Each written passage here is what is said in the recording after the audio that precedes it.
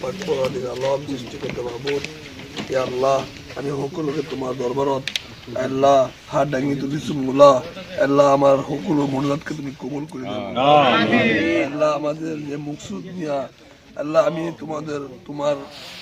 সম্মুখে আল্লাহ তোমার হুন্মুখে তুমি হাত বাড়াইছি আল্লাহ হাত উত্তোলন করেছি মৌলা আল্লাহ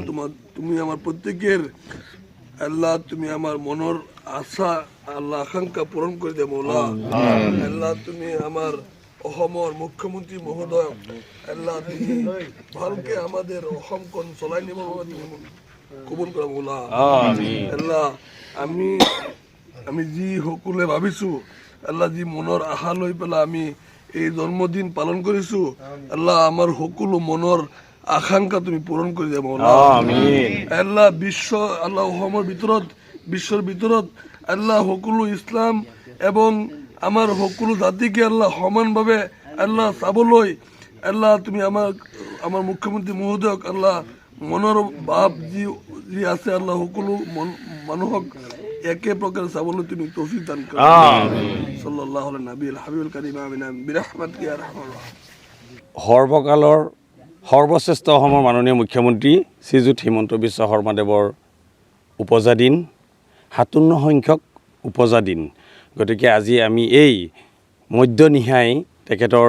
কেক কাটি পেলাই তেখেতৰ পবিত্ৰ উপজা দিন আমি উদযাপন কৰিছোঁ কিয়নো আমি অসমৰ মাননীয় মুখ্যমন্ত্ৰী মহোদয়ক আমি বহুত ভাল পাওঁ কিন্তু তেখেতক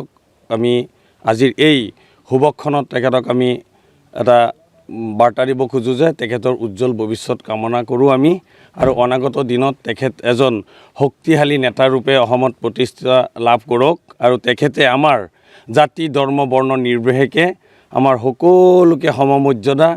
আৰু সমভাৱে জীৱন যাপন কৰাৰ তেখেতক আল্লাই ওপৰলাই তেখেতক মহান শক্তি দান কৰক যাতে তেখেতে আমাৰ অসমখন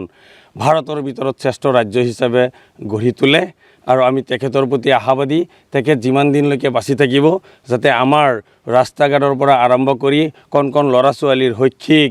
জীৱিকা বাসস্থান প্ৰতিটোৰ প্ৰতি তেখেতে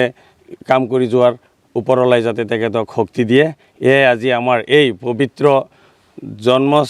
দিৱস উদযাপনস্থলীৰ পৰা তেখেতলৈ আমি বাৰ্তা প্ৰেৰণ কৰিছোঁ